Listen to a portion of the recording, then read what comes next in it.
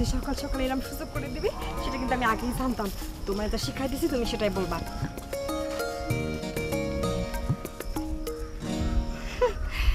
কিরম আছেন বাসিত ভাই? কি হঠাৎ আজকে এত নরম সুরে আমি ভালো আছি কিনা জিজ্ঞেস করতেছে যে জমানারা, ঘটনা কি? আপনার মধ্যে একটা স্মার্ট হ্যান্ডসাম ছেলেরে দেখলি পরে কান্না নরম সুরে কথা বলতে ইচ্ছে করে বলেন? আই সম্পা, তুই এখান থেকে যা তো। আমি বাসিত ভাইয়ের সাথে দুই সাইডে ভালো মন্দ কথা বলি, তারপর আসতেছি। যা। তোমার যা বলতে বলছি সেটাই বলবা, এত রোমান্টিক হবার তোমার কোনো দরকার নেই। আসি বাসিত ভাই।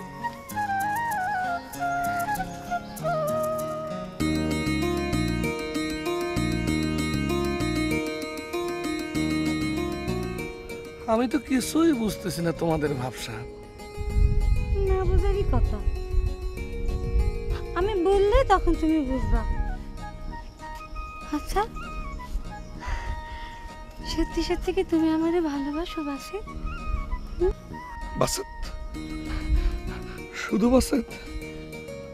ওরে আল্লাহ, আমার তো মনে হচ্ছে তোমাকে পাওয়ার একেবারে দ্বার প্রান্তে আমি চলে এসেছি।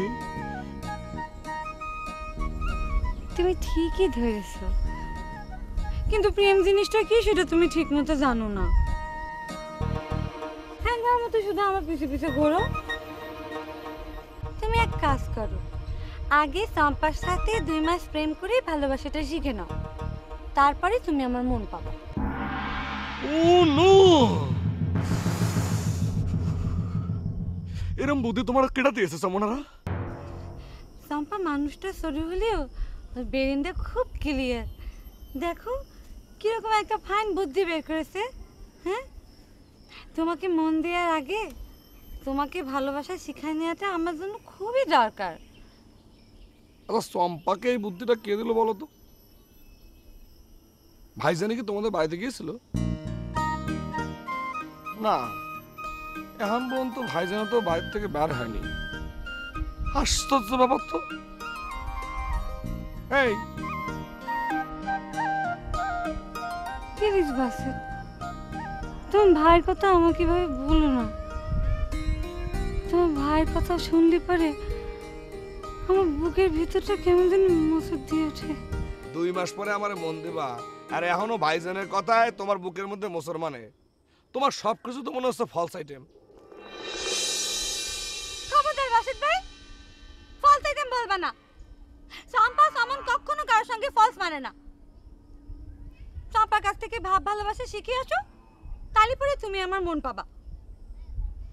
আমার কথা যদি বিশ্বাস হয়, তালি পরে আমি যা বলেছি এখন সেগুলো গিয়ে করো, গিয়ে যাও। যাও এখন ঘাটে গিয়ে সম্পার সাথে আলোচনা করো গিয়ে। ও নো, কোন গ্যারাকলের মধ্যে বললাম আমি?